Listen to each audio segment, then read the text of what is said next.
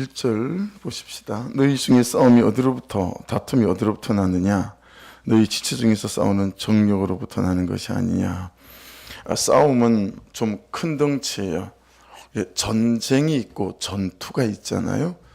전쟁이 일어났으면 이제 지역별로 어디 전선에서 막 전투를 하잖아요. 싸움은 폴레모스라는 개념은 크기에 좀 더 가깝습니다. 어떤 전쟁이 벌어진 거예요.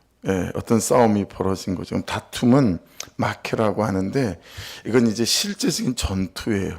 실제적인 전투. 그러니까 이런 싸움이든 저런 싸움이든 괜히 그냥 일어나는 싸움은 없다라고 하는 거죠. 여러분, 이런 싸움들이 일어나는 이유가 뭐죠? 너희 지체성에서 싸우는 정욕으로부터 하는 것이 아니냐. 자기 마음대로 하려고 하고 싸워서라도 내 주장대로 그를 꺾고 그를 밟고 일어서려고 하고 하는 이런 마음의 중심이 우리 깊은 곳에 있기 때문이다 라고 하는 거죠. 이걸 우리는 정욕이다라고 불러요. 그래서 이 정욕, 여기 있는 정욕은 헤도네라는 단어인데요. 6단계 점진적인 과정이 있어요. 6단계. 처음에는 그게 참 한번 해봤더니 맛이 좋은 거예요. 그리고 그게 그 다음 단계는 즐거운 거죠. 내 육신적인 이런 즐거움을 주는 거예요. 그 다음에는 이게 이제 즐거움의 단계를 조금 넘어서서 이게 쾌락으로 나아가는, 그걸 안 하면 안 될 것 같고 이제 어떤 중독이나 이런 단계가 되겠죠. 그 다음에는 여러분 이제 그게 내가 삶이 추구하는 방향이 되어진다라는 거예요. 이제 그것을 위해서 돈을 모으고 그것을 위해서 시간을 사용하고 그것을 위해서 이제 내 삶을 사용하는 이 쾌락을 추구하는 단계가 네 번째예요. 그 다음 단계로 가게 되어지게 되면 이제 그 다음에는 내가 스스로 이것을 주체할 수가 없고 그것이 나를 주도한다라고 하는 거죠. 우리가 비근한 예로 처음에 사람이 술을 먹지만 그 다음에 술이 사람을 먹는다 이렇게 표현하지 않습니까? 그렇죠? 이제 그런 의미인 거예요. 정욕이 그런 거다라고 하는 거죠. 그래서 여러분 참 목사님들 사이에서 여러 다양한 사람들을 겪어보는데 참 어려운 사람, 힘든 사람은 마약 중독보다도 알코올 중독이라고 말하고요. 알코올 중독보다도 노름 중독이라고 말하거든요. 노름 중독이 가장 어렵고 그 다음 어려운 사람이 알코올 중독이라고 말하거든요. 그러니까 알코올 중독 같은 경우에는 여러분 저희 교회도 알코올 중독자가 여럿이 왔었고 긴 시간을 케어해보기도 하고 그랬어요. 큰 교회에서는 문에서부터 배척을 하니까 꼭 알코올 중독자 이런 분들은 작은 교회를 찾아보세요. 개척교회에서도 알코올 중독자가 몇 사람이 있었는데 한 분은 정말 멀쩡해요.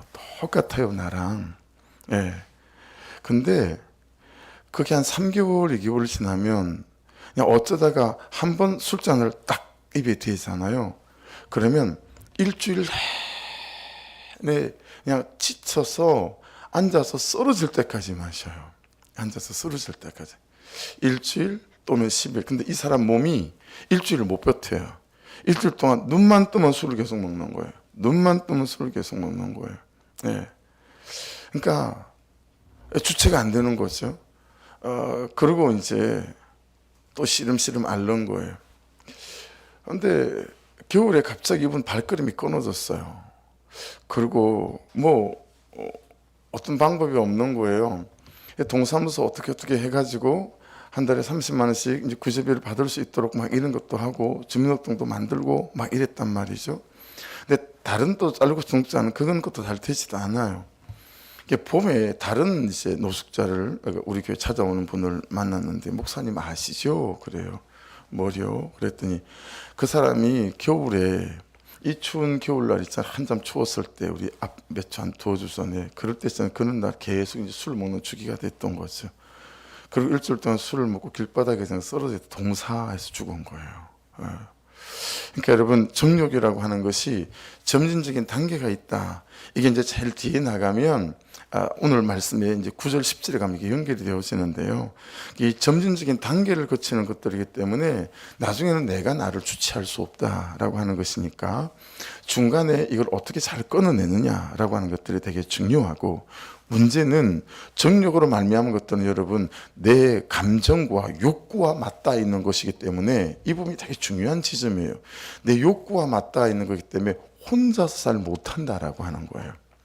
여러 사람의 협력된 힘들이 필요하고 케어가 필요하고 기도가 필요하다라고 하는 것이니, 어떤 정욕에 이끌려 주도적으로 자꾸 내 삶이 그쪽으로 끌려가는 분들이 있다면 정말 그런 목장 안에서 오픈하는 것들이 자기 인생을 살리는 길이에요.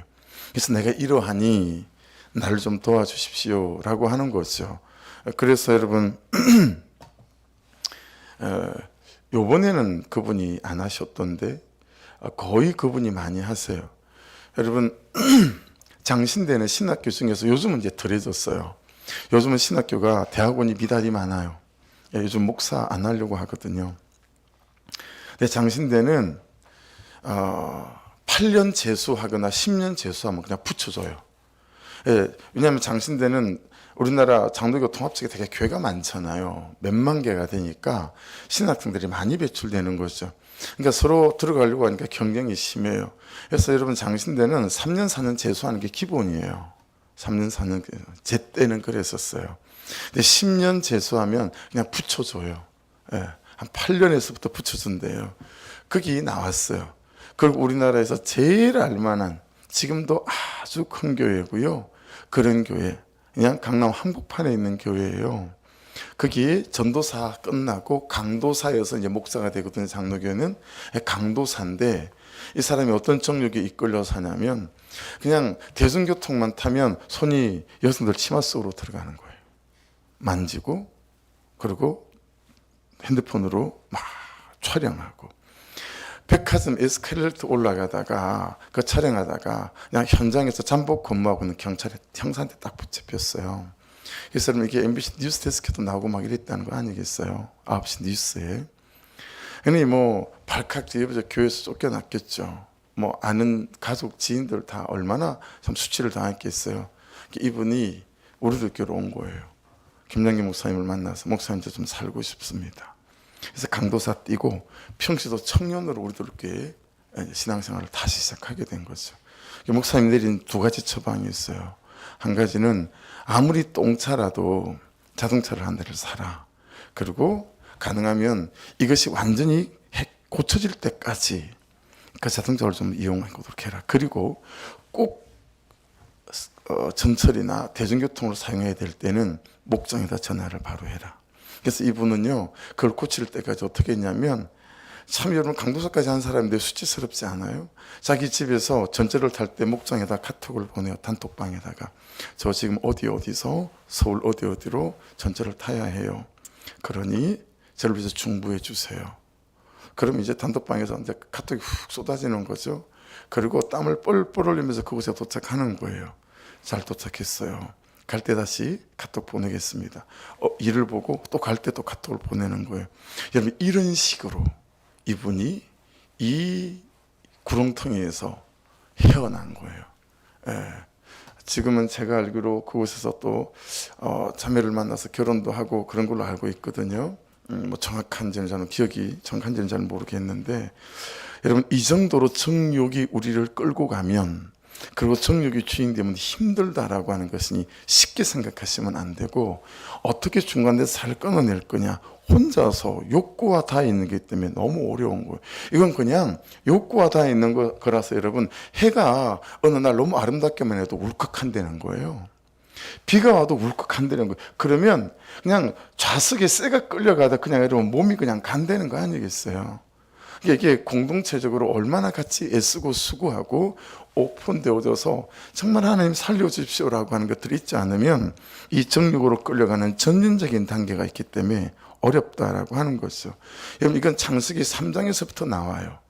하나님이 창조하셨잖아요. 근데 타락하는 이 창세기 3장, 우리가 잘 아는 6절 말씀, 여자가 그 나무를 본적, 먹음직도 하고 보암직도 하고 지혜롭게 할 만큼 탐스럽기도 한 나무인지라 여자가 그 열매를 먹고 자기와 함께 있는 남편에게도 주매 그도 먹은지라.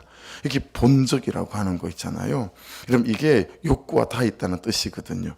내가 추구하는 것, 내가 바라보는 것, 내가 생각하는 것, 내가 자꾸 시간을 보내고 있는 거고, 내가 자꾸 손에 붙잡고 있는 거고, 예, 그것을 자꾸 보잖아요. 그럼 어떻게 되냐면 먹음직하게 되는 거예요. 이게 먹음직하다라고 하는 게 마칼토브라고 하는 건데 좋아 보이는 거예요. 그게 예, 추구하는 그게 좋아 보이고 선해 보인다라고 하는 뜻을 갖고 있는 거거든요. 그래서 모든 문제의 근원이 어디에 있다? 이 정욕, 욕망에 있다. 그리고 욕구에 다 있다라고 하는 여기서부터 우리가 잘 이해함을 가져야 되겠다라는 거예요. 그래서 성경은 인간 다툼의 가장 근본적인 문제를 욕망이라고 하는 이 죄된 본성에서 찾는다. 그래서 여러분 우리는 그냥 점 하나도 우리 스스로 선할 수 있는 모든 것이 창세기 3장 이 에덴 동산에서부터 타락되어졌다라고 보는 거예요. 예. 우리에게는 선하게 살아갈 수 있는 점 같은 것도 없다라고 보는 게, 그래서 우리를 이걸 신학적으로 전적 타락 이렇게 불러요. 우리는 전적으로 타락한 거예요.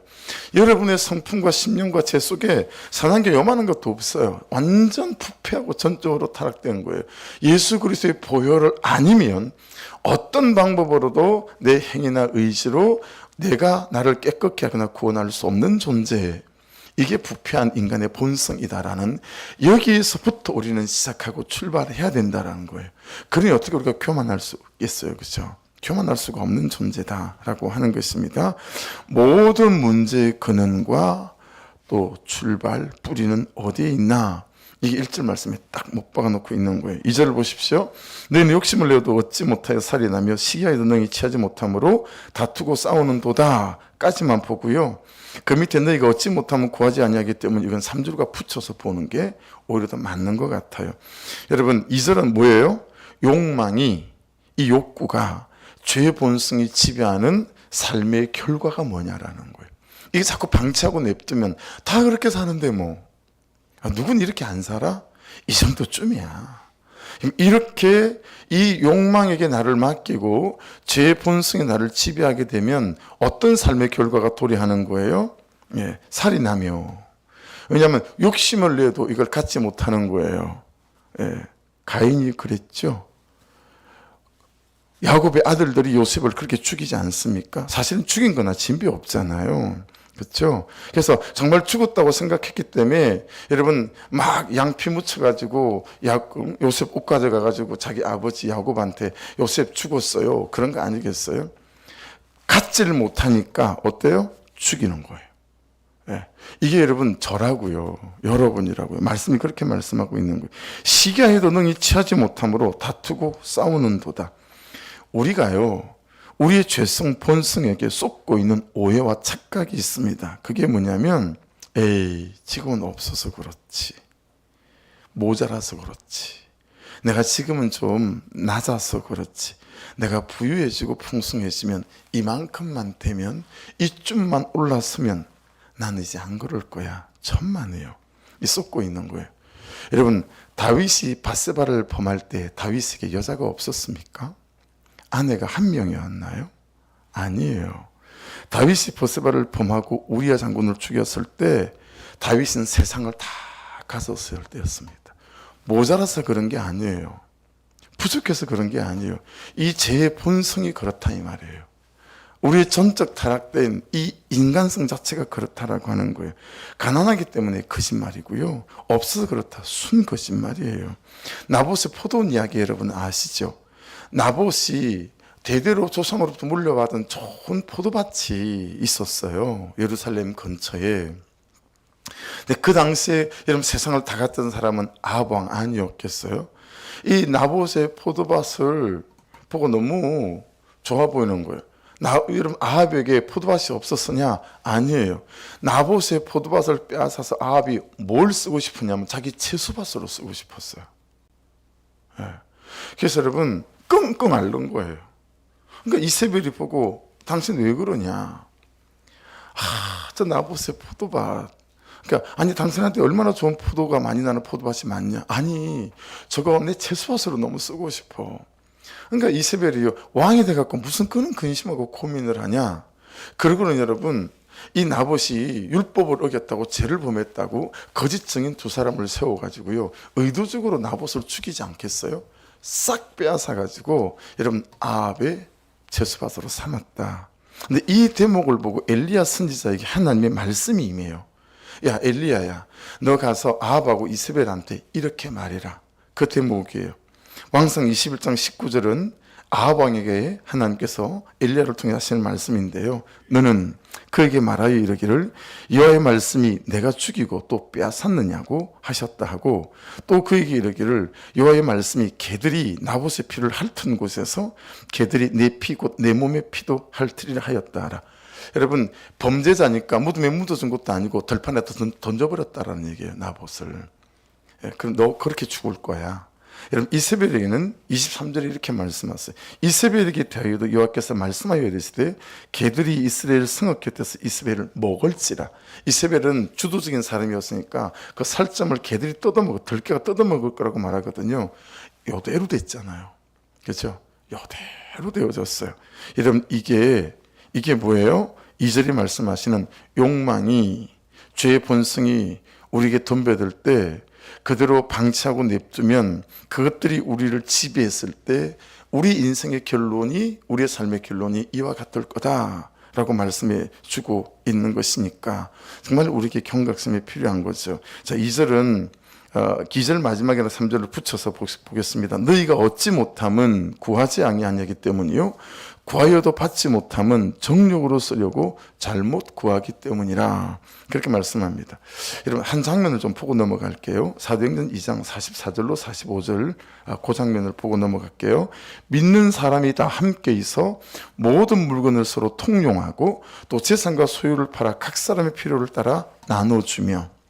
이게 오순절 마가의 다락방에 오순절 성령이 임하시고 난 다음에 일어났던 일이죠.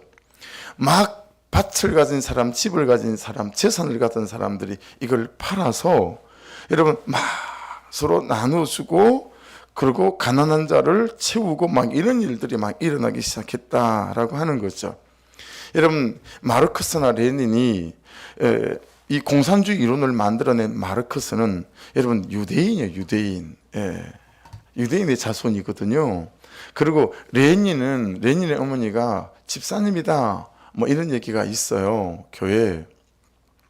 그러니까 공산주의 이념이 여기서 나왔어요. 사도행전 2장하고 사도행전 4장. 이게 공산주의 토대를 이루었던 이념이었거든요. 근데 너무 몰랐어요, 이 사람들이. 성경을 잘못 해석한 거죠. 여러분, 유념하십시오. 하나님이 의도하신 세상은 공평하게 나눠 먹는 세상이 아닙니다.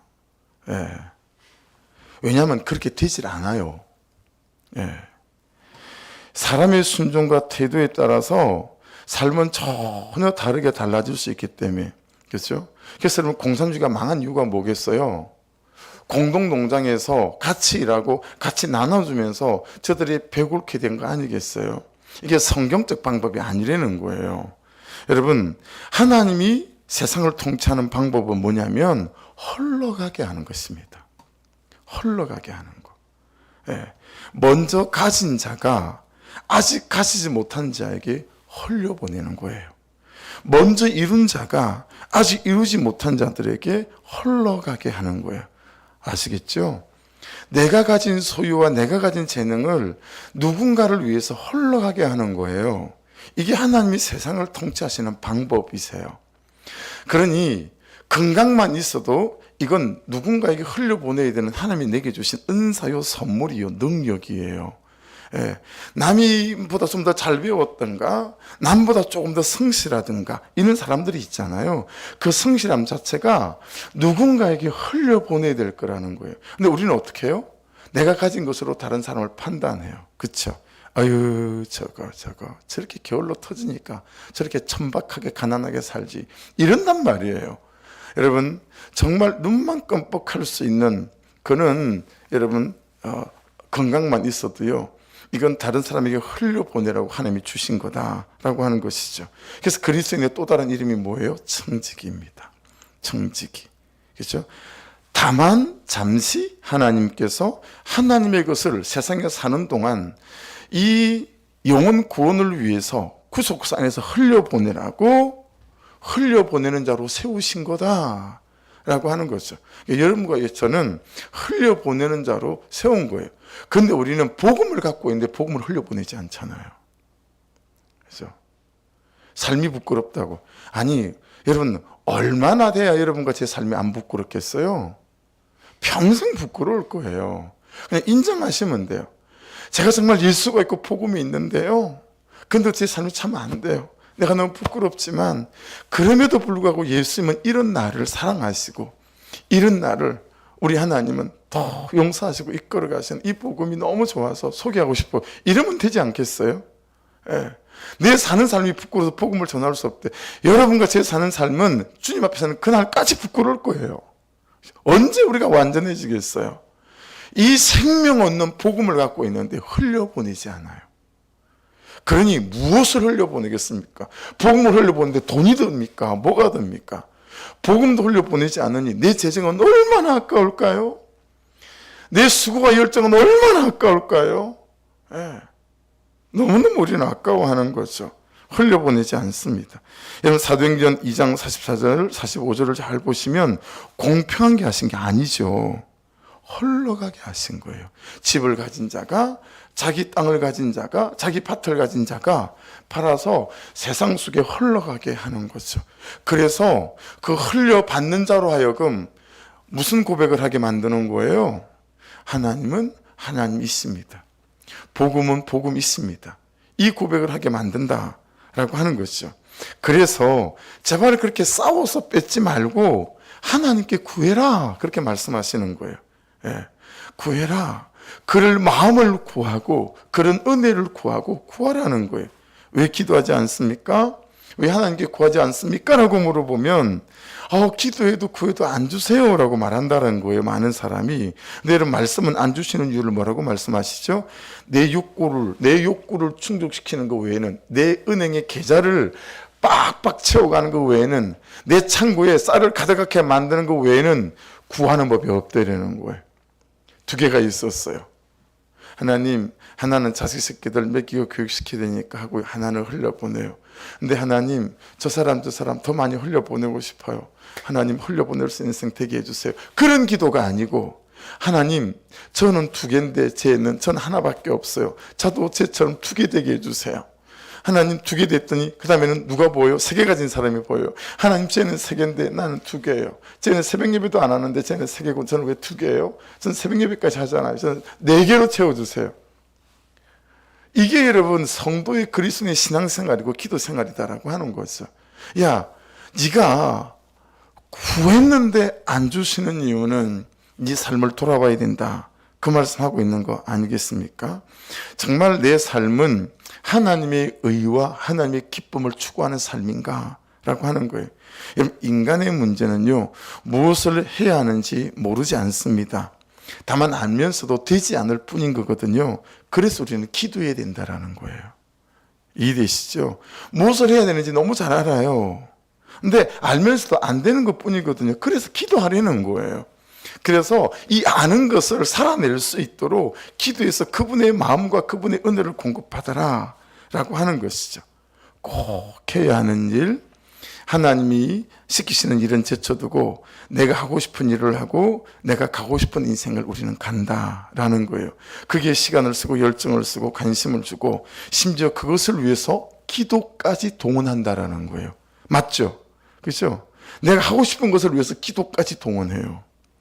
그래서 내가 가지고 싶은 그것 때문에, 내 정욕 때문에 하나님의 이름까지 동원하는 것입니다. 그러지 말아라는 거예요. 그래서 4절부터는요, 그 주제가, 너의 주제는 세상이니 하나님이니, 이 말씀이에요. 소제목이에요. 4절 위에 소제목. 야, 도대체 너는 너냐? 아니면 하나님이냐? 야, 도대체 너는 세상이냐? 하나님이냐? 그렇게 4절은 주제가 옮겨가요. 4절 보세요.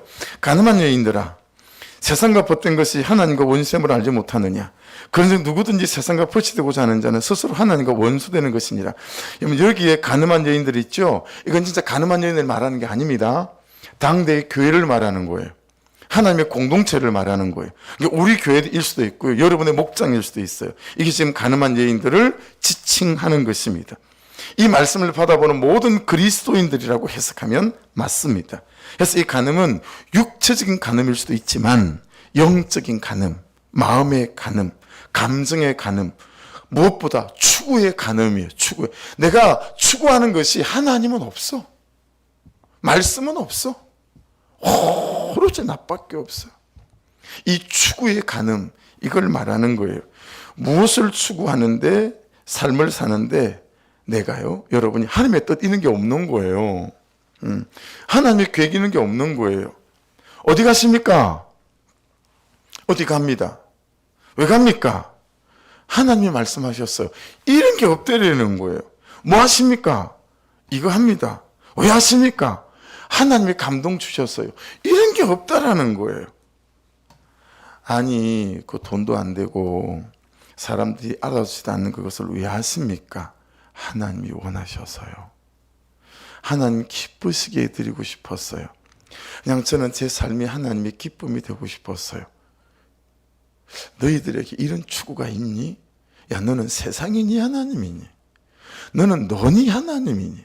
이거 지금 묻고 있는 거예요. 여러분, 지금 내가 하는 일을 그렇게 하는가? 지금 내가 하는 일이 그래서 하고 있는 일인가? 무슨 직업이든 괜찮아요? 근데 그 직업이 내가 그렇게 일을 하고 있는가 이 말이에요. 내가 어떤 직업을 선택할 때, 내가 해야 될 일을 해야 될 때 내가 그래서 그 일을 하는가? 이걸 우리 자녀들에게 가르쳐야 되는데 이게 안 되는 거죠. 우리의 삶이 그러질 못하는, 그렇죠?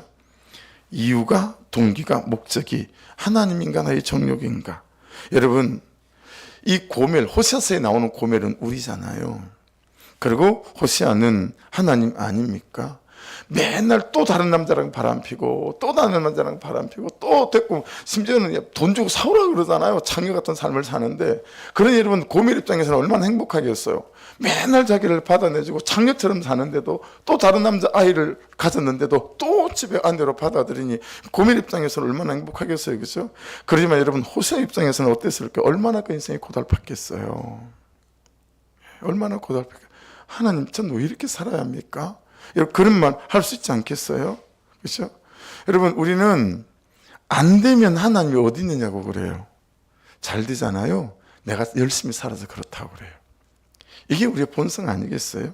그래서 6절을 잘 보십시오. 그러나 더욱 큰 은혜를 주시나니 그러므로 일러서되 하나님이 교만한 자를 물리치시고 겸손한 자에게 은혜를 주신다 하였느니라. 여러분, 교만은 잘 기억하십시오.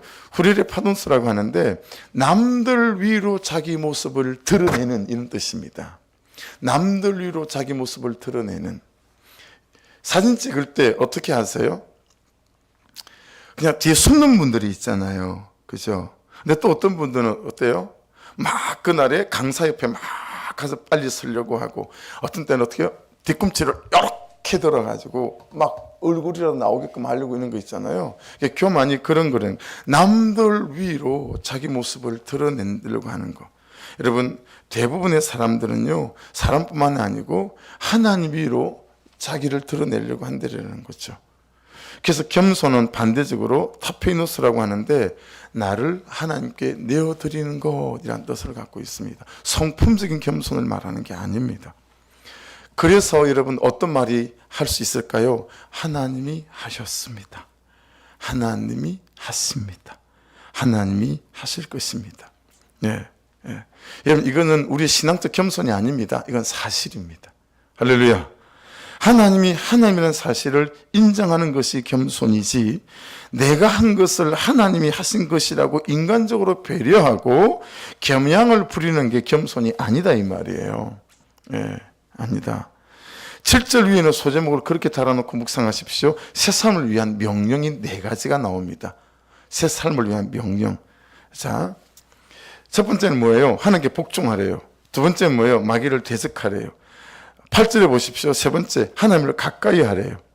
9절에는요, 우르래요. 우르래요. 5가지네요. 10절에는 낮추래요.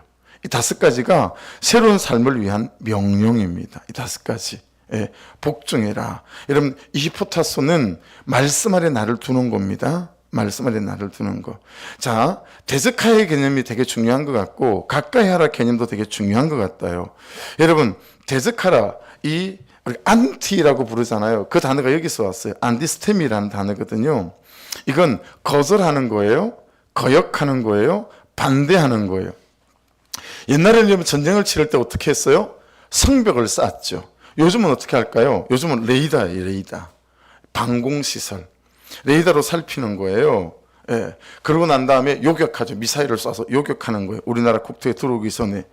여러분, 진주만, 하와이 공습이 일어났을 때, 진주만에서 여러 킬로 떨어져 있는 그 앞에 있는 섬에서 레이더에 다 떴어요.